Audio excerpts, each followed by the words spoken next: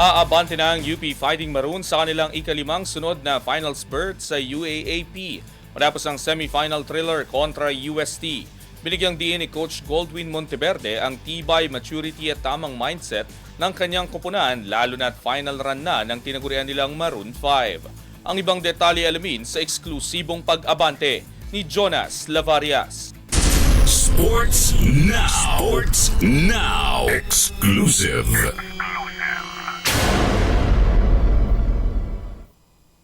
Aabante na sa kanilang ikalimang sunod-sunod na UAAP Finals appearance ang University of the Philippines Fighting Maroons matapos talunin ang University of Santo Tomas 82-81 sa isang kapanapanabik na Final Four showdown nitong Miyerkules sa Smart Araneta Coliseum. Sa eksklusibong panayam ng Abante Sports Now, masaya si Coach Goldwin Monteverde sa naging resulta ng laban kontra UST na itinuturing niyang isang pinakamalaking hamon dahil sa kalidad ng programa ng Growling Tigers sa ilalim ni Coach Pido Harencio. Binanggit niya na bagamat nagkaroon ng mga runs ang UST, nagpakita ng tibay at determinasyon ang kanyang kupunan sa buong laban. Aniya, mahalaga para sa kanya ang tamang disposisyon ng mga manlalaro at wala sa kanilang pag-iisip ang anumang negatibong attitude. Of course, masaya kami sa outcome ng game with respect sa sa UST na play against them. Kumbaga, it's a really big challenge. Alam natin yung ganda ng programa sa Coach Pido.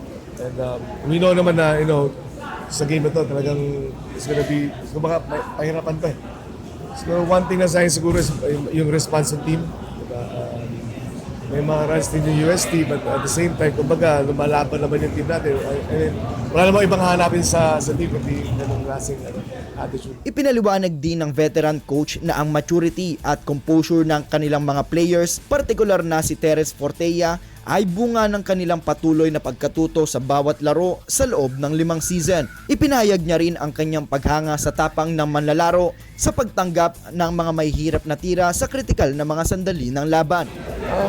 Siguro sa akin kasi lagi pinag-usapan ko kumbaga lahat ito parte lang ng journey natin. Kumbaga whatever you guys could learn from every game hanggang sa dulo ng season, keep learning.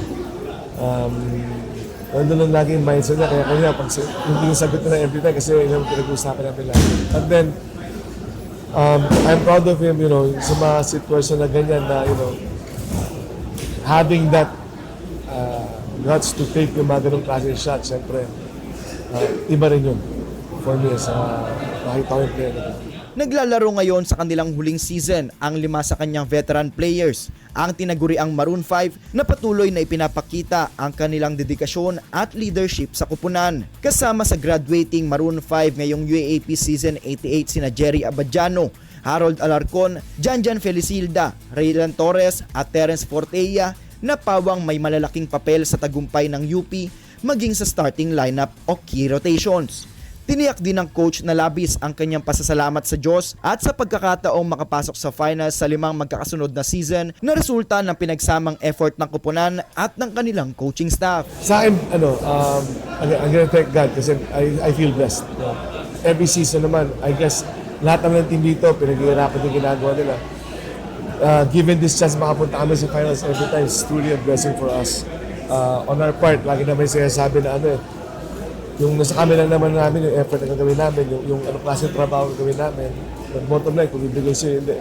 So, thankful ako. Binigyan din ng coach na pagkatapos ng semifinals, uunahin muna nilang suriin at pagbutihin ang kanilang sariling laro bago simulan ang scouting at paghahanda sa kanilang finals opponent. Ayon sa kanya, nakatuon ang kupunan sa tamang execution at pagbigay ng kanilang pinakamainam sa bawat laro na pinapakita ang dedikasyon at resiliency na nagpatuloy sa dominanteng run ng UP Fighting Maroon sa Final Four mula Season 84 hanggang Season 88. After this game siguro, ang iisipin ko muna yung sa amin. Panonorin namin yung game, ano bang mga things na dapat namin i-improve as a team. Then wait till sino talaga makakalaban namin. Then, siguro makapag-scout rin at the same time. Sa kabuuan, ipinakita ni Monteverde ang kahalagahan ng mindset, teamwork at patuloy na pagkatuto ng kanyang mga manlalaro bilang susi sa patuloy na tagumpay ng UP sa UAAP sa kabila ng maigpit na simula ng Season 88 at nalalapit na pag-alis ng kanilang Maroon 5. Ako, si Jonas Lavarias, Abante Sports Now na.